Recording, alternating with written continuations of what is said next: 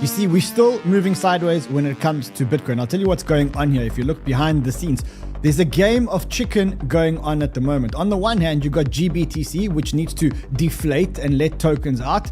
And on the other hand, what you have is you have all the ETF providers trying, or the market waiting for all the ETF providers to bring more money in. And neither side is budging right now. And so everybody's waiting for the move. Is GBTC going to deflate first, or are the institutions actually going to bring in money? That's the game of chicken that is actually going on right now. And that's why what you got is you got Bitcoin just moving sideways. When it comes to altcoins though, I saw this chart, and this chart spells out the thesis. If we get this drop in Bitcoin dominance, which we spoke about yesterday, we could get the parabolic run in altcoins, which is what I want to talk about today. And if we do, I've got a whole lot of altcoins that we need to talk about, including one altcoin ecosystem that is about to get a $600 million injection. And we spoke about injections yesterday. When we talk about injections, we're not talking about the injections you get in your ass. We're talking about injections of cash into an ecosystem which make the token pump. So we're going to talk about the ecosystem that is getting a $600 million injection, and it will pump from that. And then last night I attended a event or a talk with one of the most successful crypto funds in the world. This crypto fund is by far the most successful crypto fund in the world. In fact, I invested in one of their funds, and they have already returned something like a 10x return. And for the first time, they changed their narrative completely. And when I heard about this change in narrative, my jaw dropped. And I want to share this change in narrative with you guys, because these guys are known to get into tokens really early, and known to be the most successful crypto investment fund in the world. And yesterday they had a severe turnaround in their thesis, and I think that when you hear the turnaround in their thesis, you may change how you make a whole lot of investments. So that is what we're going to be talking about today. I was a little bit late. I'll explain to you in 1 second why we were late. It's not my fault. It really isn't my fault, and it's not the Scarecrow's fault either. We'll talk about that in a second, but let's start the show.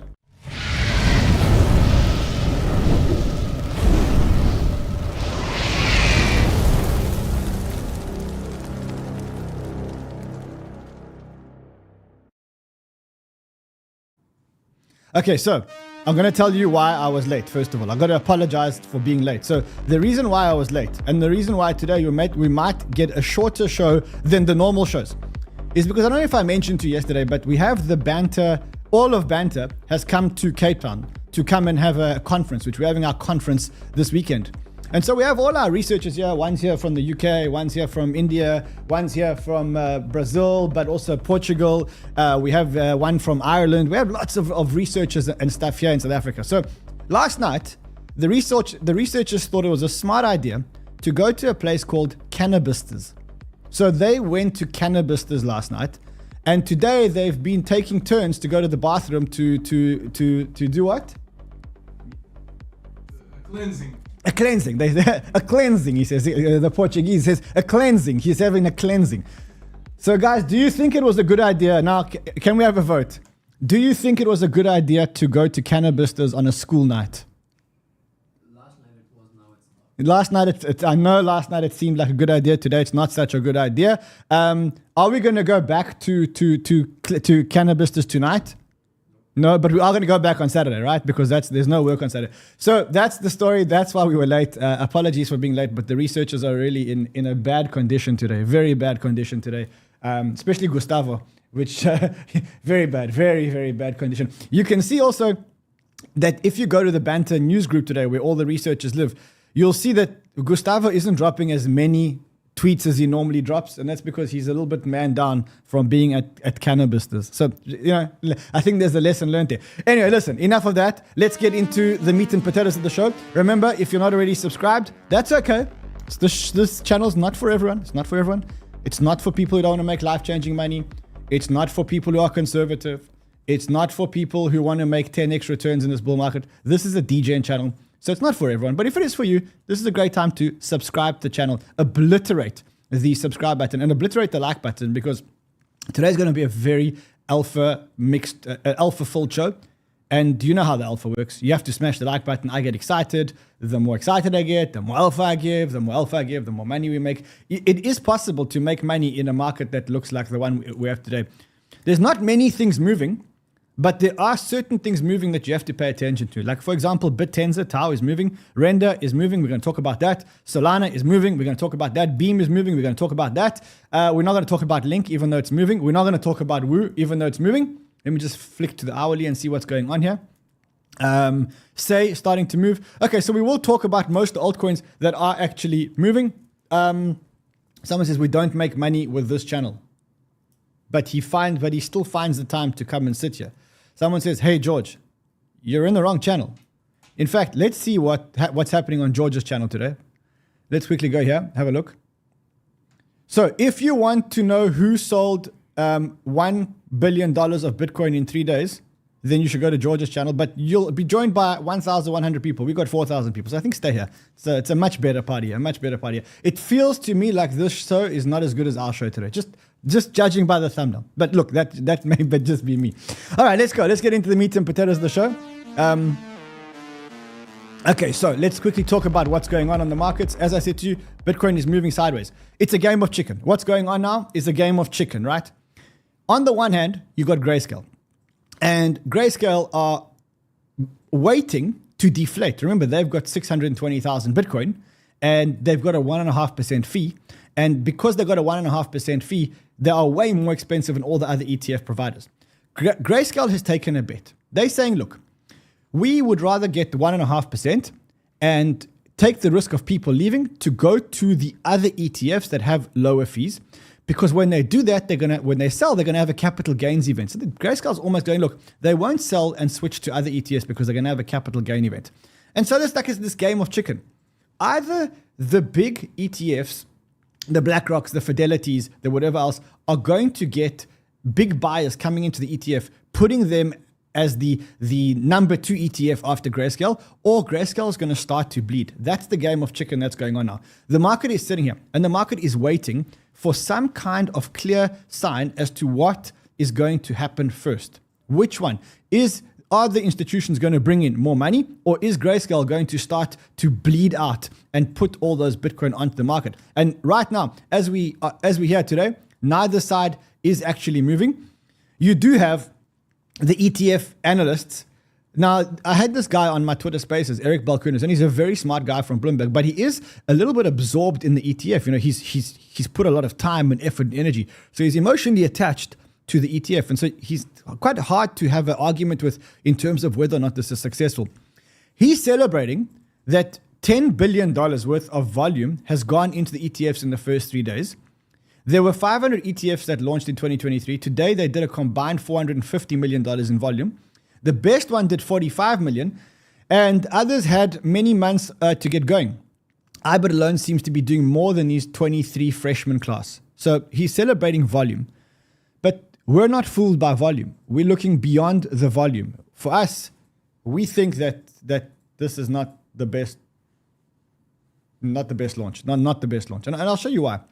If you look at the volume of all the ETFs put together, the volume is 9.73 billion. Can you see? 9.73 billion. If you take out XGBTC, you see that GBTC is actually more than half. So 5.2, more or less, 5.18 billion is GBTC, and 4.598 billion is not GBTC. Okay? So if you say that, you say, look, the GBTC is the majority outflows. It's people who are going to exit, and either they're going to exit Bitcoin completely, or they're going to exit and go into one of the other funds. So there's probably a majority outflow in the first couple of days. That's pretty much what's happening. Someone says, look, day 3, minus 11,000 Bitcoin from GBTC, plus 7 into the others, net of minus 4K.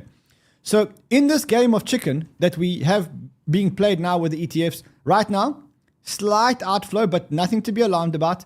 And you can see that all the other ETF providers are starting to get to try and earn the number 2 space. Right now, the number 2 is definitely 𝗕𝗫𝗕𝗏, which is the BlackRock ETF. Number 3 is the Fidelity ETF. Number 4 is the ARK ETF. Number 5 is the BitB ETF. And then the others, then all the others. Interestingly, and we should pay a lot of attention to this. So, number 1, Bitcoin ETPs currently account for almost 1 million Bitcoin, which is about 4.4% of the circulating supply of Bitcoin. and roughly 45% of the size of the crypto exchange reserves. So what you're starting to see is that ETFs and ETPs are starting to play a very, very, very important role in the Bitcoin market, to our dissatisfaction. So I said to you, the reason why we don't like the fact now Bitcoin has become an institutional asset, which means that on American holidays, as we said last 2 days, Martin Luther King Day and a couple of other days, the Bitcoin ETF, the Bitcoin price didn't move much because the markets were closed in the United States. So that's the one reason we don't like it. The other reason why we don't really like it is because now a lot of Bitcoin are going to be held by these institutions. Now, I did a little bit of reading of the institutional ETF prospectuses. And one of the things that I noticed in the ETF prospectus, and call me a conspiracy theorist, but one of the things that it says there is that the government has the power to confiscate the underlying asset. Now, maybe I'm looking too deep, maybe not. Either way, on the one hand, I'm not really mad about the institutionalization of Bitcoin. On the other hand, I do see it as a healthy thing for the market because that's the only way that we're going to get real capital coming into the market. What we're seeing now is the next phase of the ETF trade. So what you've got to think about is that the ETF trade itself is not a very lucrative trade for the big institutions. So let's say like BlackRock get $10 billion under management, and they charge a 0.2% fee that make $20 million a year on the Bitcoin ETF. That's not why BlackRock got into this. The reason why BlackRock and all the other institutions got into it and why they're starting to hold Bitcoin is because they want to create a whole plethora of new products. And we can see that the first of those new products are starting they're already starting to launch. I mean, they only launched the ETF last Thursday. Barely a week later, they're already starting to launch more products. What are the products? Well, now they are listing for trading options on the ETF. So you can buy an option or sell an option on the ETF for Bitcoin. So yesterday the NYSE filed the 19B4 to allow for trading on options of the ETF. The thing is, this does have to go through the SEC. They're talking about more or less 2 months to start approving it. And then there's a new product on the new product that Wall Street can sell to their client base. Then there's other products. There's lending. There is, get this, 5 new Bitcoin ETFs filed to leverage and invest on the daily performance.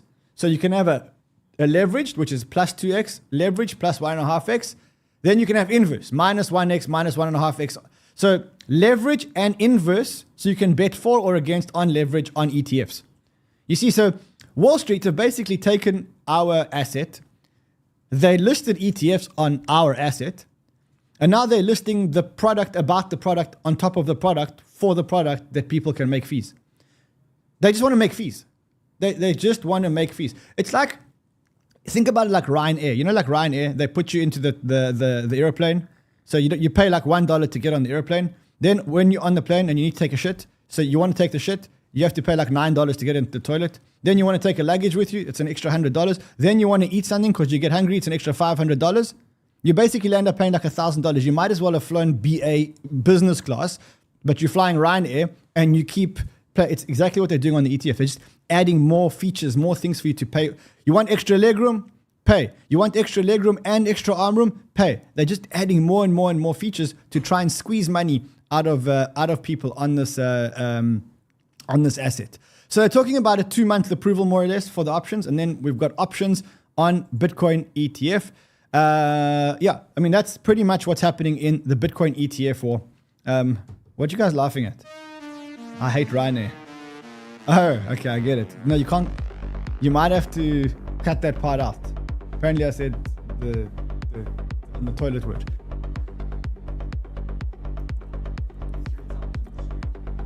Probably 3 times on the stream. Anyway, let's just see what the other channels are doing at the moment. No, come on, you can't still have 1,100 people watching. Oh, he's just okay. Only 3,000. Okay, we're still ahead, guys. We're still ahead. Keep up the momentum. Keep up the pace. Today, as I said to you, is a big day for crypto. I don't expect this to turn out the way that we want it to turn out, but Coinbase is actually going to court today with the SEC. And what they're going to try and do in court is to get what they call a summary judgment to get the SEC's case kicked out. Remember the SEC sued Coinbase? Well, now they're going to try and get the SEC's case kicked out before we actually start before we actually start the case. I don't think it's going to happen, but I mean, we're talking about it. The federal judge will hear arguments about whether or not to toss the case based on legal arguments. Don't think it's going to happen, but we should listen to it today. They put aside 4 hours to go and argue this case. I don't think it's going to happen, but nonetheless, a big day. Also, a big day in Davos. So you can see it's very cold in Davos. All the world leaders have gone to Davos, to the World Economic Forum. And then Jamie Dimon, who says, look, he says, I don't give a shit about Bitcoin. On the one hand, he says, I don't really give a shit about Bitcoin. But, listen to this. Look how passionate he is about not giving a shit. Obviously, I've just said it again. Changed his view of this, obviously. Yeah. And maybe he changed his view because you think he genuinely believes in Bitcoin, or believed it because he thinks that there's a marketplace for it and he wants to be part of that market. But what do you think of there's about a dozen big financial companies, Fidelity included. Number one, I don't care. So just please stop Number talking one, about the shit. I don't care. And stop talking about the shit. I don't know what he would say about blockchain versus currencies that do something versus Bitcoin that does nothing. And maybe that's not different than me. But, you know, this is what makes a market. People have opinions. This is the last time I'm ever going to state my opinion. Gold really didn't do anything either. Yeah, but gold's limited in supply. So is Bitcoin. And it's been used. So you think so, huh? I do. I think there's a good chance that when we get to that 20 million Bitcoins, they go to 42. No, that Satoshi's going to come on there, laugh hysterically, go quiet, all Bitcoin's going to be erased. I think, man. How the hell do you for stop it? fuck's sake. I've Come never on. met one person who told me they know for a fact. They take that as Mathematically, it's not. It can't happen because by the last one will He be knows mined in nothing. 2150, and it gets harder and harder every time there's another halving. But Jamie, looking back over, you guys do what you want, I'll do what I want. As for gold, you can the 6 characteristics that make gold valuable for 4,000 years. They're all present in Bitcoin. That's all I'll say. And I love you, and I don't want to. And I also don't want to be a good. You may, good. Joe, you may be right. Yeah. I don't own gold either, so okay. That's what I mean. Couple of quick final questions. I like to own things. So I mean, good. This is good. They're fighting back. I mean, at this point, it's probably a good time for me to let you know that I've been trying to put through a wire transfer from my Chase account, my money, to another one of my accounts with my money. I've been trying to do this for a month. Because my American SIM card doesn't work in South Africa, they can't call to verify me. And so what the bank has advised me to do, no jokes, true story. The banker says there's nothing they can do. I have to fly to the United States to release a wire. Okay, this is why we need Bitcoin. And he's not, that's the guy that owns the bank telling me to go fly to the bank, pay money to fly to America to release a wire because their fraud department in 2023 cannot call international. They can't call international. And he says, I don't care about Bitcoin. But then if you don't care about Bitcoin, just notice how passionate he is about Bitcoin. Just listen. Hold on. Me incomes. It doesn't cost money. Think of the other firms, the BlackRocks of the world listen. that obviously, and Larry Fink changed his view. No, wait, hold on. of This is the wrong one. This is not the one I wanted to play. Maybe he changed his view Wait. because you think he. This is the one I wanted to play. Listen to how. Cryptocurrencies, there are 2 types. There's a cryptocurrency which might actually do something. Think of a cryptocurrency as an embedded smart contract in it, and that we can use it to buy and sell real estate and move data. That may have value. The idea of tokenizing things. Tokenizing things that you do something with. And then there's one which does nothing. I call it the pet rock, the Bitcoin or something like that. And so on the Bitcoin, there's, first of all, and I'm not trying to make a joke here. There are use cases, AML, fraud, anti-money laundering, tax avoidance, sex trafficking. Those are real use cases, and you see it being used for hundreds, maybe $50 or $100 billion a year for that. That is the end use case. Everything else is people train among themselves. So Speculate. Yeah. Now, okay. Now, my last statement, the last time I ever talk about Bitcoin, is I defend your right to do Bitcoin. I think, it's okay. I don't want to tell you what to do. So my personal advice would be don't get involved.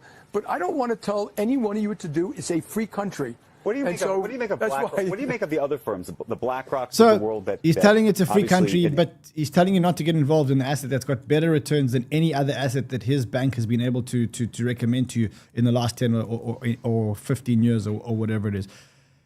Anyway, I don't want to talk about Jamie Dimon anymore. I was having a nice day until that happened. Actually, I wasn't having a nice day because my researchers went to cannabis yesterday. You're never going to live the down the day that you enter cannabis. Let's talk about altcoins, because that's why you guys are here. Remember, we're not a primarily Bitcoin channel. We're primarily an altcoin channel. We're a degen channel. We love degen. What we do love also when we degen, I want to show you. Let me get my mouse here. So we like this chart pattern on Bitcoin. So you can see that this lower low is starting to get a little bit convincing. Now, when the dominance goes into a lower low, we could get this pattern over here playing out. And I want to spend a little bit of time talking about this pattern. It's quite an important altcoin pattern. So we are repeating this pattern here on the Bitcoin dominance. And it looks like we may hit this part of the breakdown. If it does, it's coming a little bit sooner than we expected. But, you know, nonetheless, if someone gives you a gift and the gift comes a little bit sooner than expected, you don't kick the gift in the mouth, you see? So here's the top, here's the lower high, here's the lower low coming in over here. That's exactly the pattern that started to play out over here. Now, the reason why this is important, the reason why this is super important is because, let's go back to this tweet, and you can actually see it here on the tweet. Let's examine the 2 time periods. From January to December 2020, total 3 does a 5x. So that's the first part of this chart. It's this part over here. So January to December 2020, from here to around here. So total 3 does a 5x, Solana does a 10x, and Atom does a 2x. But if you look at what happens when the Bitcoin dominance dropped significantly like that, total 3 does an 8x, Solana does 150x, and Atom does an 8x. So why is this important? It says, now cast your mind back to December 2020. Altcoins were pumping. Total 3 market cap was at 150 billion. If you held some good quality projects, you were probably up many multiples. If you weren't already in the market, it would have been easy to think that you were late to the party. I won't buy now. Altcoins have already ran. However, that is exactly what happened. And then Bitcoin topped at 55%. We could be seeing exactly the same thing happening right here, right now. And that's what I think we need to prepare ourselves for. And as I'm seeing a lot of posts on Twitter saying that a lot of alts are actually looking really, really, really good. So let's look at the altcoins, which are actually looking really good. Just quickly see, is there anything happening in the newsroom? Remember, the newsroom is where we live. It's where our researchers post everything that's happening in real time. The best way to watch it, go to the Banter Bubbles, click on the hourly, which, by the way, is beautiful and green. Renders up 2.25% in the last hour. ICP is up 1.47% in the last hour. And if you look here, you can see why. And generally, I promise you, there's a lot more aggressive posting in the newsroom. But today, the researchers are a little bit hungover. And so today, we have to give them a little bit of a break to recuperate and to recover. Anyway, be that as it may, let's see which tokens are actually moving up. So Render, I'll tell you in a second why Render's moving up.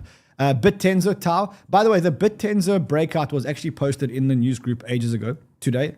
So you would have maybe caught this breakout here. They're talking about it going back to this level first, $320 first. And then if it breaks the $320 level, then it could go up to like 385, maybe back to all-time highs.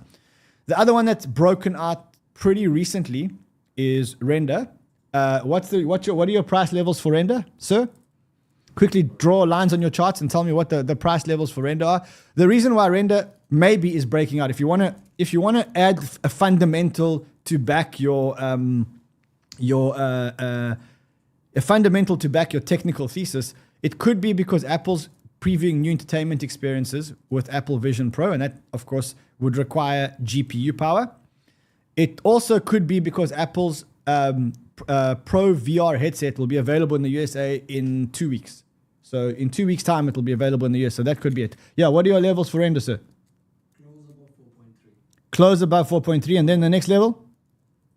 4.7. Okay, 4.3 and 4.7 for Render. So again, we're big Render fans. Also, you'll see later on that there's a fund, the fund that I'm speaking of, one of the most successful funds in crypto, says that they're extremely bullish on Render. And we're going to talk about that fund in a second. The other chart, which is looking really fucking good, and I think that maybe that's about to have a very good run, is Solana. So we took a little bit of a break talking about Solana. And the reason why we did it was actually quite strategic. We don't want to be like a one-trick pony. Like when you come here, it's like Solana. That's not what we're about. We want to show you that we really look at it. But it looks like now everything is pointing back at Solana having another little run. So what do we mean? Let's look at all the data points that you can see. The first thing is simplistically on the daily chart, we've just had a breakout. And I think we'll close above the breakout, and that can take us a little bit higher. I'm not the only one who sees it, who sees this. Crypto.Dog, who is I think one of the smartest guys on Twitter, he says this should be the final time Solana cracks 100 before liftoff. So maybe this is the actual liftoff. Someone says Solana looking good here. We'll talk about that in a second.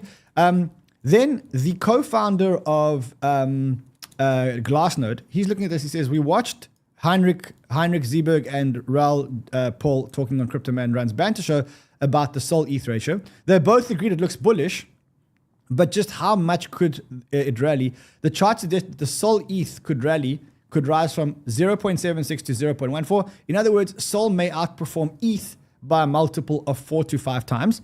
And I very, very, very much agree with that thesis. And I'll show you in a second that I also agree with another fund that's given a huge target on SOL. So we do believe that SOL is going to outperform ETH.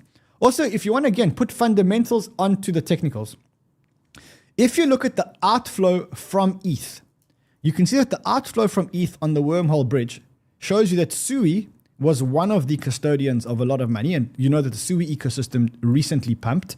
And then the other ecosystem which got a lot of money from ETH was Solana. So Solana got $109 million and Sui got $135 million. So you can see that there's fundamentals, cash flows are starting to move into Solana. So now, another big reason why Solana could pump is because probably in 2 weeks, exactly 2 weeks, a $600 million airdrop is going to happen onto Solana. So that is confirmed now. We had Jupiter, which is the DEX aggregator, the decentralized exchange aggregator on Solana. They came out and said Jupiter will launch on the 31st of 𝗕𝗘𝗗𝗕𝗏. Very bad, 𝗕𝗘𝗃𝗏. It's the marketing guys. It's technological people trying to be marketers. So they are now in the final sprint of the launch. And when they launch, they've said that they're going to launch. Here it is over here. Alpha like this, you won't get anyway. We're going to drop nearly 1 million tokens. 1 million tokens. And if you look at what the tokens are trading at right now, the tokens are trading at 61 cents. So you can go to this exchange called Hyperliquid and you can pre-buy tokens at these kind of levels. Now, that would give it a $6 billion fully diluted valuation for Jupiter. Is that a good valuation? Is that a bad valuation? We're going to talk about that in a second. What we know for sure, though, is that every time that we get these airdrops, now you'll notice that the Pyth airdrop was a $90 million airdrop and the Jito airdrop was $225 million, and they managed to pump the price of Solana. Why did they manage to pump the price of Solana? Because of this thesis over here. Very likely that the natural bid for SOL, as many will rotate and sell their Jupiter into SOL. That's exactly what happens. People get the airdrops. The airdrop is worth a lot of money. They sell the airdrop and because it's free money. And then they start buying other tokens. And you can see that what happened was when Jito came out and when Pyth came out, it went up and then it started to come down and started to bleed and bleed and bleed as people started to sell their tokens. And where does that money go? Exactly what I did with my Jito tokens. I took my Jito tokens. When I felt that there was a massive pump, what did I do? I sold them and I put the profits into SOL. Not into ETH, into SOL. The reason I did that was because I thought that the underlying protocol, Jito at the time, was very, very, very overvalued, but I didn't want to be out the market. So I felt that the most logical place to be was to actually stay in the market and actually just put it into the L1. That's like cashing out of the high risk play into the lower risk play. And both times that I did that, it was very successful. And to be honest, when I get my Jupiter airdrop, if it's anywhere near $6 billion fully diluted valuation, I'm going to do exactly the same. I'm going to sell my Jupiter and I'm going to put the profits into SOL. And that way I'm out of the market, but I'm not actually out of the market. You get what I'm saying? I'm still in the race, but I'm just not in Jupiter. Also, when you look at the SOL ETH chart, that's another chart that we should look at. It's printing these beautiful, it looks like it's going to do a beautiful cup and handle over here. So let's keep watching that. I do think, as this tweet says, I think ETH SOL outperforms ETH by a margin of 4 to 5x. Remember also that dexes on Solana are very powerful because the fees are so cheap, people start like jobbing meme coins and stuff like that, which you can't do on Ethereum. You can't really do stuff like that on Ethereum. Also, if you want like a really degen play, I'm not touching this to be honest, but the Jupiter founder does have a dog. His dog is Churro. Okay, so he does have a dog. He owns his own dog coin. I'm out of this one. I'm just letting you know that there is a dog called, don't get into this one. There is a coin called Churro. Churro, what's the market cap here of Churro? Josh, this is the coin you were trading, bro. Josh was trading this coin, eh? He was trading this coin. And Gustavo, okay. He has a nice little watch list for you. If Solana does pump, he has a cool little watch list for you guys to watch. I know you love watch lists, so he has a good one to watch. So you got Pith. It's already pumped, but it will continue to pump. Render, already pumping. Jito, I think it's expensive. I think $2.6 billion valuation is expensive. Rollbit, what's wrong with Rollbit? Why isn't it pumping? Can someone tell me why Rollbit isn't pumping? Like, everyone forgotten that GambleFi is actually a narrative. I think that we should start buying this shit. Radium, Orca is a good one. Yeah, GMT you can buy. Just buy the meme coin, buy Bonk, buy Miro, buy Dog Woof Hat. I mean, remember, there's so many that you can buy if you want to start playing this on. You can buy, what's the EVM? Neon. Neon is a good one. So yeah, so it depends how degen you want to be. If someone says I'm all in on Churro. Oh man, what have we done? Okay, the other thing that Solana's got going for it. So remember they launched the Saga phone. And the phone was a huge success because initially they had a target of launching 20,000 phones. And I think the price point was like $650. But because they came up with something. And what they came up with was that if you give a meme coin on the phone, if you airdrop a meme coin on the phone, the meme coin becomes the meme, it explodes, then the meme coins on the phone become worth more than the actual phone. And so you kind of got yourself a free phone. And they did that and they got 20,000 phones into the market. And now they're basically saying, look, 20,000 wasn't enough. We're going crazy. We're going balls to the wall. They said having 20,000 sagas in the community hands is a crucial milestone. We have now a community as sizable as some of the largest NFT projects, but now it's time to aim much bigger. There's the new phone, $450. Now, I don't know about you, but I'm definitely aping into making these phone orders because I know there's going to be airdrops on these phones. And I know you're going to be able to sell the phone for more than the money that you pay for it. So now the degens are actually trading phones. We've all become phone traders. We buy and sell mobile phones. That's what we've become. Anywhere where we can buy, if we can find a meme coin hidden in a phone, we're going to buy it. So $450.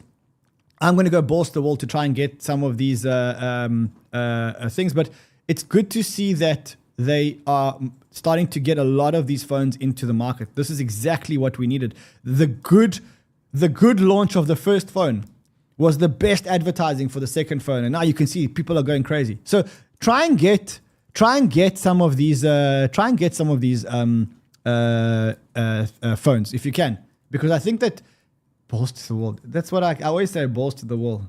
Did the CEO just say balls to the wall? Okay, stop it.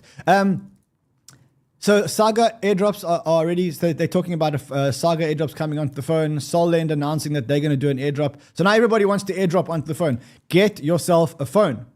Okay, the other thing that's happening on Solana. So we had Fundstrat, which is a big fund, right? Not a big fund, like a company that does analysis. Tommy Lee, you know Tommy Lee, the Asian guy that you see on CNBC sometimes, bullish, always bullish. He says that Solana should get to $500 or $600 this cycle. And I think he's right. We have the same target. I haven't even read the report. I just saw this one slide of the report. The reason I haven't read the report is because the researchers who were supposed to send me the report because they were supposed to subscribe went to Cannabis this last night. And have you sent me the report? You paid for it and it never came. You're having a great day, sir.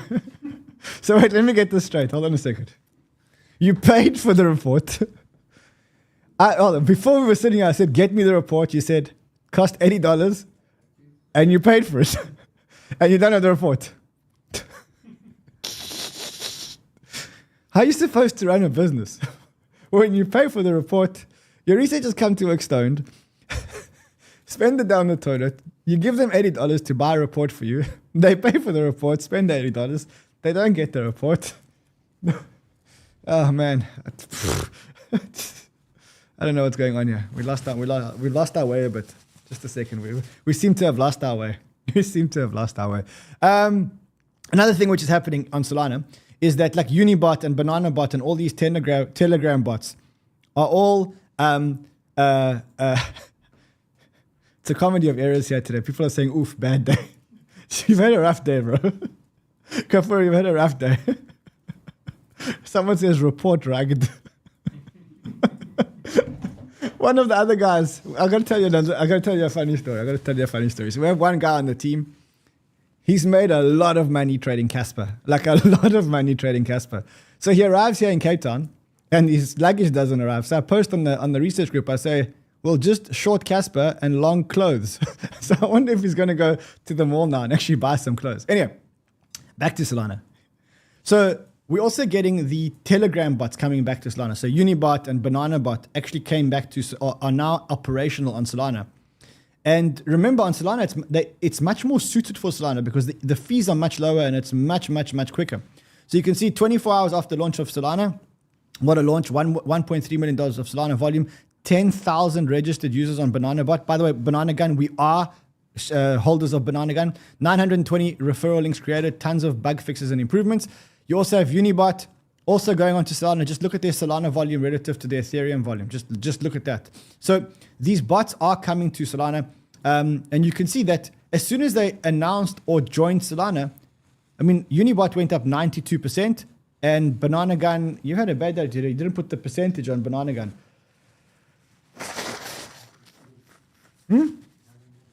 Hasn't moved. Okay, so it says he put the percentages because it hasn't moved. It has moved. I can see the candles. Okay, bad day, bro. All right, let's carry on.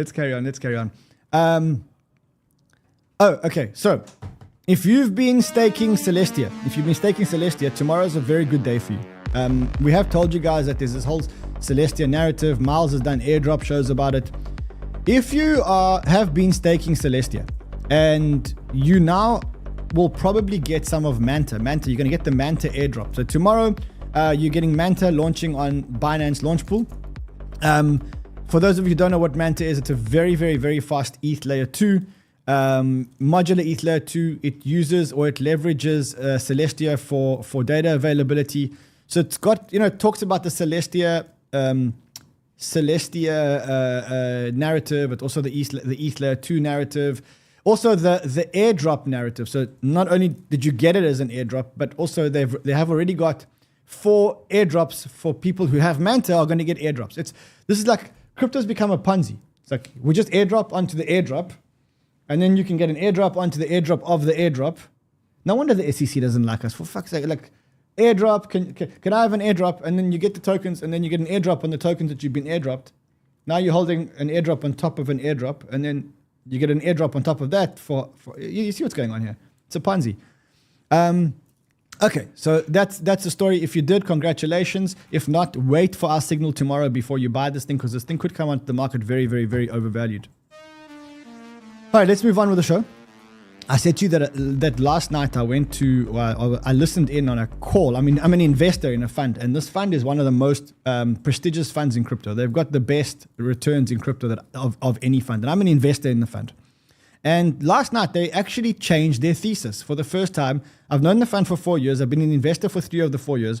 And last night, for the first time, they actually changed their thesis. And I want to share the thesis with you.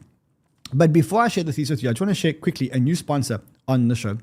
The sponsor is a very, very, very interesting sponsor. And I really wanted to show it to you today, but I don't have credits. I have to buy credits. So what is the sponsor? It's ChainGPT.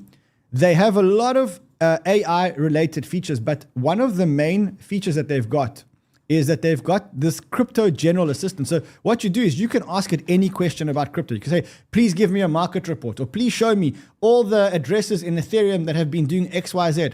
And this ChainGPT will actually, it's like a chat GPT, but specifically for crypto. And it's part of a much bigger AI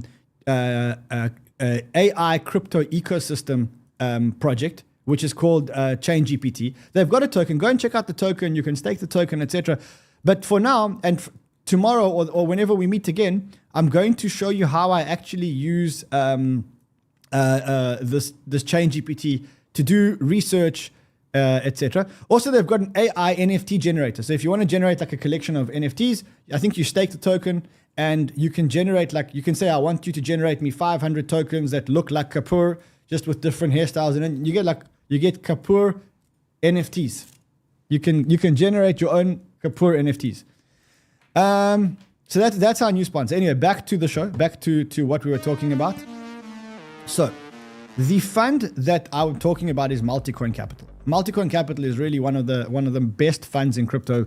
Their last fund, I mean, it was huge. I think it had like multiple X's returns. These guys see the future. They know the future. They know the narratives that are going to pump. And the truth is, if you can get into a project that Multicoin is invested in, almost 10 out of 10 times that project lands up making money. Now, I've made a lot of money investing with Multicoin, but one of the reasons that I invested is so that I can get access to the Multicoin call that happens every couple of months, every quarter. And yesterday was the quarterly call. And for the first time, they shared their thesis for 2024, and they shared something that really, really, really blew my mind for these people. So what blew my mind? Well, they shared all the things that they were really excited about. And a lot of things that they were excited about are very similar to the things that we were excited about. Like, they're talking about exchanges, and they're talking about exchanges that trade things that are easy to price. But they're saying that the thing that they're excited about the most is how crypto exchanges can trade things that ordinarily you couldn't have traded. Things like NFTs, things like attention, which you can now trade. You can trade attention credits. You can trade NFTs on crypto exchanges. And that's one of the things that they're really, really, really excited about. The other thing that they really, really, really excited about is stablecoins. Of course, they're excited about. But then they're really excited about DeePn. And we've spoken about this DeePn narrative. They spoke specifically around things like Render, Hivemapper, Helium, all these physical infrastructure projects, decentralized physical infrastructure projects. Now, one of the guys was asked yesterday, he said, look, do you think that DeePn can be bigger than DeFi? And what he said is, yeah, because everybody's going to eventually use 5G contracts or a mapping technology like Waze that is decentralized, but not everybody's going to use smart financial contracts for staking and stuff like that. So that's one of the ways to look at it. The other narrative that these guys spoke about was they spoke about a thing called fully homomorphic encryption, FHE. And I think it's a term that we need to start getting familiar with. So what is it? It is like the future of zero knowledge proofs. It is like the future of sending private data on the blockchain in a smart way. Now, why is that important? Because their thesis, so what they said is, they said, look, the reality is that like JP Morgan and all the big banks, they want to use blockchain because they know that Larry Fink said that blockchain is more efficient and everybody should be on blockchain and tokenization of assets should be on blockchain. But the problem is that the reality of the blockchain technology as it currently stands is that they can't have every transaction transparent on the blockchain. They just can't have every detail of every transaction transparent on the blockchain. We know why, because they're absolute criminals. But I mean, for them, they just don't want us to know that they're absolute criminals. So what they want to do is they want to share information on the blockchain. They want to share information on the blockchain without actually sharing critical details. And for that, what they use is this technology called fully homomorphic encryption. What is it? It is an advanced form of cryptography that enables arbitrary computation over encrypted data. It's almost like instead of sending text, you send encrypted text. And it's almost like, tell me that you're 21 without actually, that you're above 21 years old without actually telling me your age so that we can carry on with our transaction on the blockchain. And that's really what it is. And they talk about two projects here. They talk about Phoenix, which is pioneering FHE on-chain. And then they talk about 𝗲𝗲, which is another project, which is in this kind of tech stack. So this is not the part that blew my mind. So again, what are they? DeePn, trading, FHE, they're very, very excited about. And then they said something at the end of the call, which kind of blew my mind. And what they said is, they said, we're finally ready to move our investment thesis above the layer one. Now, that's a big statement. And the reason why I think that is such a big statement is because that's almost the green light for us to start investing above the layer one. Now, what do we mean investing above the layer one? I think what they meant is that they meant that they believe that the scalability issues and the speed issues and the cost issues have been solved. Solved by Solana and FireDancer, solved by Sei. Sei's got a much faster time than Solana, but of course they have less validators, so you can say it's less decentralized. There's other projects which are coming out, like Saga. Saga is a project which is coming out on Cosmos. Very, very, very smart project, because what do? They allow any project to create a blockchain, and they charge very little for the blockchain. It's like $200 a month to run a blockchain. And it's the same set of validators. Same set of validators which keep validating the transaction. So imagine like every project just starts a new blockchain, but using the same validators to power these, what they call chainlets. So they believe now that the layer 1 problem is solved and we can start moving up the tech stack. And the reason why I said that's so exciting is because it means that there's going to be a whole lot of new investment opportunities that we can feel comfortable to invest in above the layer 1. Now, I don't know if the layer 1 project has been solved. I've seen a lot of projects that are still solving the layer 1. We're making investments into a lot of projects into layer 1. We have sponsors which are solving the layer 1. One of the sponsors is this company over here called 𝗕𝗫𝗕𝗕𝗕. 𝗕𝗫𝗕𝗕 is apparently they can do something like 8 million transactions per second. Go and read up about it at 𝗕𝗫𝗕𝗕𝗕𝗏. Also, there's a link below if you want to sign up for their white paper, for their IDO. You can still sign up and go and read up about it. It's a very unique, very, very, very fast blockchain that you can do that you can sign up for. Go and do the research. I mean, I haven't invested yet. I may invest. I'm not 100% sure yet. Haven't done the research, but probably worth investing. They are one of our sponsors, so go and have a look at it. And then lastly today, remember, Bybit have this competition. In fact, not lastly. It's not lastly. Bybit have this competition. You can win up to $2 million. You have to sign up with a Bybit account. There's a link below to sign up for a Bybit account. Go and sign up for this competition. You can win up to $2 million. I'm going to put $10,000 into an account, and I'm going to trade that account, and hopefully we can get that account as close to, I don't know, $1 million as possible. But we're going to go really risky. If you want to join me, sign up on Bybit below. There is a link below. Also, lastly, this is like really lastly, if you want to win big, go to Banter Bubbles, click on the win big, predict the price of Solana, Ethereum, Sui, Sei, Bonk, and Arbitrum. You have to have a Banter exchange account with any one of our partner exchanges. And then you can win up to $10,000 every single month of each one of these tokens. That's $1, $2, $3, $4, $60,000 every single month. Ladies and gentlemen, I will see you guys again tomorrow. I've got a massive show for you guys. Until then, trade well, my friends.